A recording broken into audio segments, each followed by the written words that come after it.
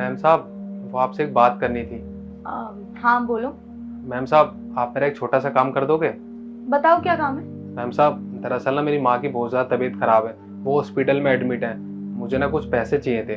तुम्हारी माँ अस्पताल में एडमिट है, तुम्हें पैसों की जरूरत है, तो इसमें मैं क्या करूँ। वो मैम साहब, मुझे ना अपने गाँव में पैसे भिजवाने, अपने अकाउंट में पैसे डलवाने। माँ की तबीयत खराब है ना, तो उन्हें पैसे की ज़रूरत है। तो आप मेरे अकाउंट में पैसे डलवा दोगे? हाँ हाँ ठीक है, करवा देती हूँ मैं। तेरे गांव में पैसे भिजवा दूंगी। बता कितने पैसे डालने हैं। मैम साहब, 50,000 रुपये भिजवाने हैं। क्या? 50,000 रुपए? इतने पैसे तेरे पास कहाँ से आए? गार्ड की नौकरी करता है, 15,000 कमाता होगा ज्यादा से ज्यादा। इतने पैसे कहाँ से आए? मैम साहब, मैं ना अपनी सैलरी में से बहुत टाइम से पैसे जोड़ रहा था। अब जाकर मेरे पे 50,000 रुपये इकट्ठे हो गए। वही पैसे मुझे भेजने हैं। अच्छा चल ठीक है, एक काम कर, पूरे पैसे मुझे दे दे, मैं अपना काम खत्म करके तेरे गांव में पैसे भिजवा दूंगी।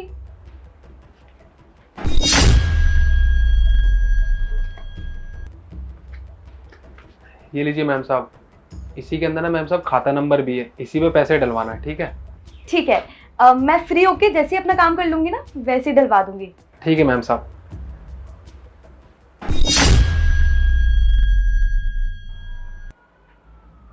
वो मैम साहब, आपसे ना एक बात पूछनी थी।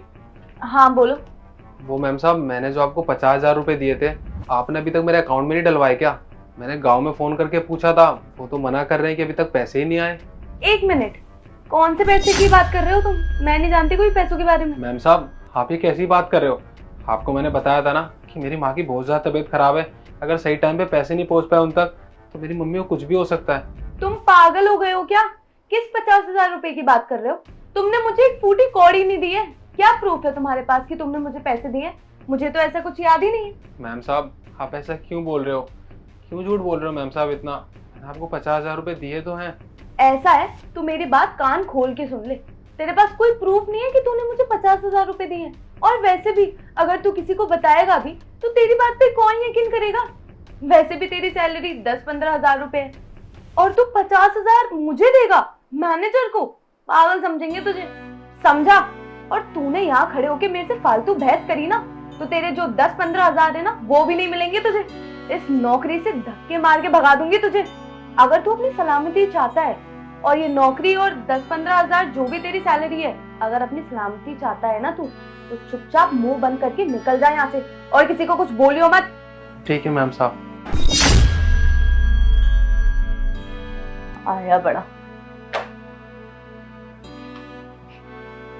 तो ये रहे गार्ड के पूरे 50,000 रुपए। 50,000 ये, और 50,000 मेरी सैलरी, टोटल 1 लाख रुपए हो गए। अरे वाह अर्जिता, इस महीने तो मजा ही आ गया, शॉपिंग ही शॉपिंग होगी। एक सेकेंड, अरे बॉस का कॉल। Hello, hi sir. हाँ हाँ सर, मैं फाइल लेकर आ रही हूँ आपके घर। ओके।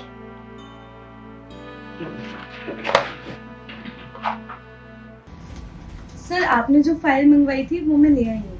हाँ लाओ, फाइल मुझे दो, बैठ के बात करते हैं।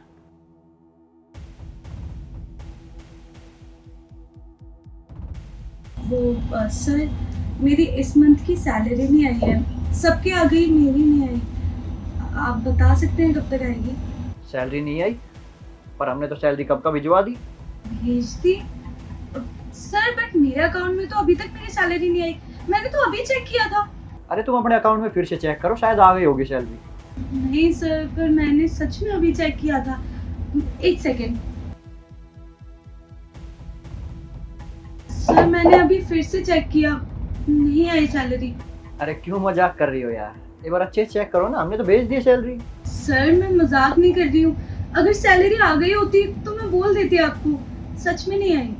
शायद तुम भूल रही हो, प्रेम ने तुम्हें 50,000 रुपए दिए थे ना। क्या? प्रेम ने 50,000 रुपए दिए मुझे? नहीं सर, मेरे को उसने कोई पैसे वैसे नहीं दिए। मेरे पास कोई 50,000 रुपए नहीं है। अरे वो झूठ बोल रहा है सर। झूठ वो नहीं बोल रहा, झूठ तुम बोल रही हो। और अब झूठ बोलने का कोई फायदा नहीं है, क्योंकि प्रेम ने मुझे पहले ही सब कुछ सच बता दिया है। अरे प्रेम, क्या बात हो गई, कैसे उदास बैठा है तू? साहब, वो आपकी कंपनी में मैम काम करती है ना, अर्जिता मैम साहब, मैंने उनको 50,000 रुपये दिए थे। गांव में ना मेरी माँ की बहुत ज़्यादा तबीयत ख़राब है, मैंने बोला था अकाउंट में पैसे लगा देना, मैम साहब ने अभी तक पैसे नहीं लगाए। और जब जाके मैंने बोला मैम साहब आपने अभी तक पैसे नहीं लगाए, मैम साहब बोले कौन से पैसे, काय बात के पैसे। क्या उसने ऐसी हरकत करी? मुझे तो विश्वास नहीं हो रहा कि वो ऐसा कर सकती है। और अगर उसने ऐसा किया है ना, तो तू चिंता मत कर, तुझे तेरे पैसे भी दिलवाऊंगा और उसको अच्छा सबक भी सिखाऊंगा मैं। हाँ साहब प्लीज़ मेरी मदद कर दो, मेरी माँ की बहुत ज़्यादा तबीयत ख़राब है। तू परेशान मत हो, मैं देखता हूँ। अरे तुम इतना गिर जाओगे मैंने कभी सोचा भी नहीं था। मेरी कंपनी की, मेरी टीम की सबसे अच्छी एम्प्लॉय हो तुम, सबसे हार्ड वर्किंग, और तुम ऐसी हरकत करोगी मैंने तो सोचा भी नहीं था कभी। एक गरीब आदमी के पैसे मारोगी तुम? तुम्हारे पास क्या कमी रह गई थी?